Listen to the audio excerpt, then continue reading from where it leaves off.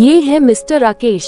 ये एक बिजनेसमैन है। एक दिन अचानक से इनकी तबीयत खराब हो जाती है और इनको हॉस्पिटल में एडमिट करना पड़ जाता है। और ये है इनकी पत्नी रीमा जो हॉस्पिटल में इनकी देखभाल करती है। और ये है पापा की छोटी परी निकी जो अपनी ही अलग दुनिया में मस्त है। हर रोज अपने पापा को देखकर अपनी दुनिया में खो जाती है।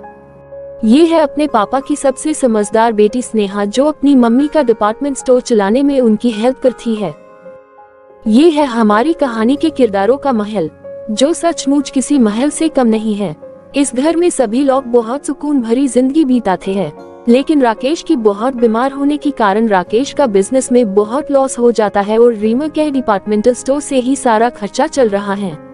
लेकिन निकी इन सब बातों से बेखबर है। उसकी हर रोज कोई नई डिमांड होती है। स्नेहा दिन रात मेहनत से अपनी जिम्मेदारी निभा रही है और अपनी बहन की सभी डिमांड से परेशान हो जाती है। फिर एक दिन, दीदी मुझे कुछ पैसे चाहिए। निकी तुम्हें अभी कल तो मैंने पैसे दिए थे। हाँ दीदी, लेकिन वो तो खर्च हो गए। खर्च हो गए का क्या मतलब? खर्च हो गए मतलब खर्च हो गए। लेकिन दीदी तुम इतना सरप्राइज क्यों हो रही हो? मैं तो आपसे हर रोज पैसे लेती हूँ। मुझे भी पता है निकी, लेकिन अभी घर की हालात ठीक नहीं है। पापा हॉस्पिटल में है, मम्मी स्टोर नहीं आ रही है। तो दीदी मैं इसमें क्या कर सकती हूँ? ओ निकी, तुम मेरी बात समझ नहीं रही हो। ओ दीदी मुझे कोई बात नहीं समझनी, मुझे जल्दी पैसे दे दो। मेरे फ्रेंड्स मेरी वेट कर रहे हैं। अगर पापा ठीक होते तो वो जल्दी से दे देते।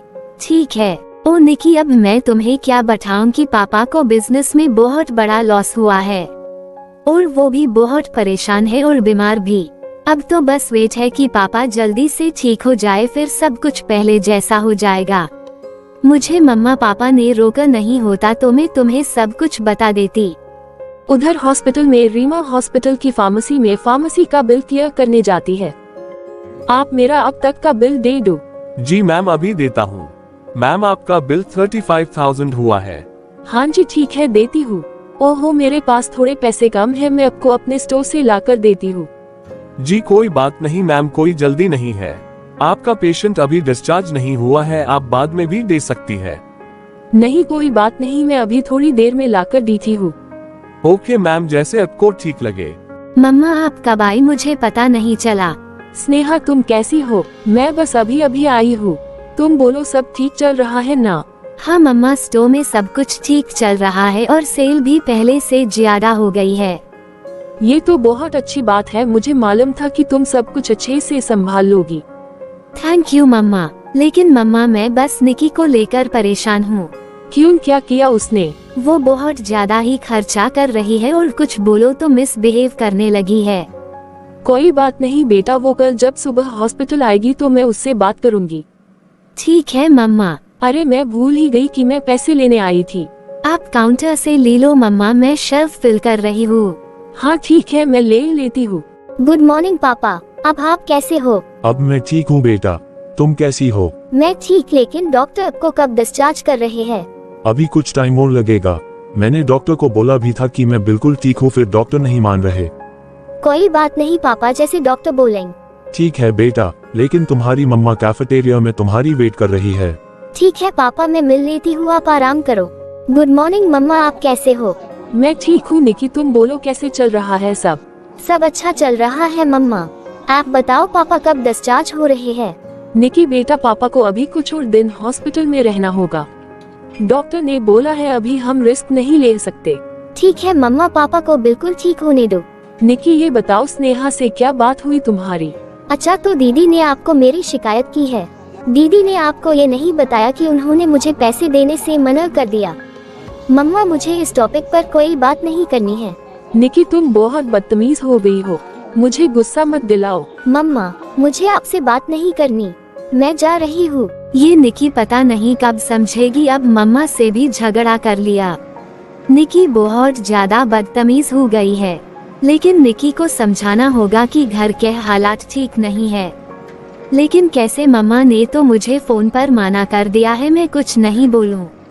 अब वो मम्मा से झगड़ा करके यही आएगी। चलो स्टोर पहुंच गई, मुझे तो बहुत काम है, सभी शेल्फ फिर से भरनी है। दीदी आपने मम्मा को क्या बोला? मैंने कुछ गलत नहीं बोला, जो सच है वही बोला। वही तो आपने सच नहीं बोला। आपने ये क्यों नहीं बोला कि आप मुझे पैसे नहीं दे रही थी? पहले तो मुझसे तमीज से बात करो। मैं तुमसे बड़ी हूँ, छोटी नहीं, समझी? और तुमने हॉस्पिटल में भी मम्मा से बदतमीजी की, ये सब नहीं चलेगा। मैंने कोई बदतमीजी नहीं की। मम्मा ने मुझ पर सबके सामने गुस्सा किया। तो क्या हुआ? मम्मा पहले से इतनी परेशान है और तुमने भी परेशान करके रखा है। दीदी, आप क्या बोल रही हो? मैंने परेशान किया है? मैंने तो सिर्फ पैसे ही मांगे थे ना। और आप भी मम्मा की जैसे गुस्सा करने लगी। आप तो पहले ऐसी नहीं थी और मम्मा ने भी कभी गुस्सा नहीं किया। मैंने तो सिर्फ पैसे ही मांगे थे, आप सभी ऐसा बिहेव क्यों कर रहे हो? क्योंकि निकी सारी प्रॉब्लम पैसे की ही है। मुझे मम्मा पापा ने मना किया है, नहीं तो मैं सब कुछ बता देती। मम्मा पापा ने मना क्यों किया है? तो मैं पापा से ही पूछ लेती हूँ। मैं मम्मा को फोन करके सब कुछ बता देती हूँ कि निकी हॉस्पिटल आ रही है और बहुत गुस्से में है, और मम्मा सब कुछ संभाल लेंगे। आप ठीक है ना? मुझे आपसे कोई बात करनी है। हाँ मैं ठीक हूँ, बोलो क्या बात है। फिर रीमा राकेश को सब कुछ बता देती है, घर के हालात और निकी की बदतमीजी, सब कुछ, और स्नेहा के बारे में भी कि स्नेहा कितनी समझदार हो गई है। और ये सब कुछ सुनकर राकेश को बहुत हैरानी होती है। कोई बात नहीं, निकी को आने दो, मैं समझाता हूँ उसको। आप रहने दो, आपकी तबीयत ठीक नहीं है, मैं बात करती हूँ निकी से। नहीं, वो किसी की नहीं सुनेगी, मुझे ही बात करनी होगी निकी से। जब निकी आएगी तो तुम बाहर चली जाना, मैं उसे अच्छे से समझा दूंगा। हाँ ठीक है, लेकिन आप अपना ध्यान रखना।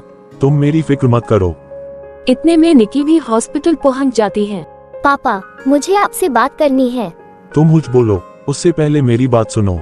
बेटा, तुम्हारी मम्मा और स्नेहा बिल्कुल ठीक बोल रही हैं। पापा, आप भी। हाँ बेटा, मेरे बीमार होने के कारण मुझे बिजनेस में बहुत बड़ा लॉस हुआ है। तुम्हारी मम्मा और स्नेहा ने तुमसे ये सब बातें छुपाई है क्योंकि तुम अभी छोटी हो, ये सब बातें नहीं समझोगी। लेकिन मुझे लगता है कि अब तुम्हें भी स्नेहा की तरह समझदार बन जाना चाहिए।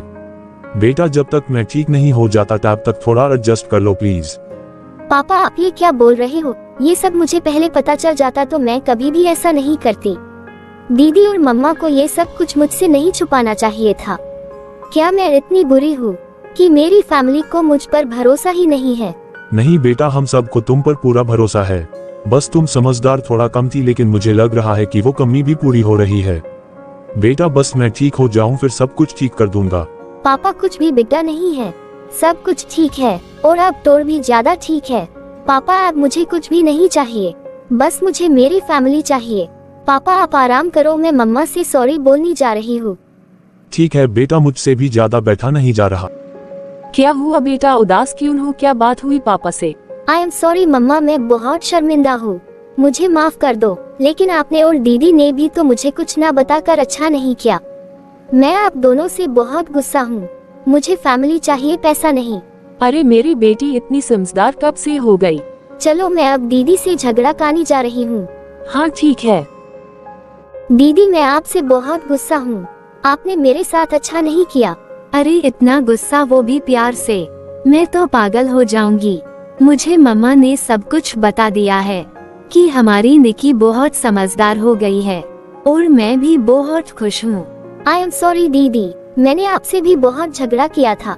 कोई बात नहीं, तुम्हें अपनी गलती पर अफसोस है, ये ही बहुत है। दीदी, अब मैं भी आपके साथ काम करूँगी। मुझे फैमिली चाहिए, पैसा नहीं। ठीक है, मैं बहुत खुश हूँ। चलो अब काम कर लेते हैं, बहुत काम बाकी है। इस तरह से दोनों बहनों ने सारा काम संभाल लिया और राकेश भी जल्दी ठीक होकर घर आ गया और सब कुछ पहले से भी बहुत अच्छा हो गया। अब पूरा परिवार खुशी से रहने लगा।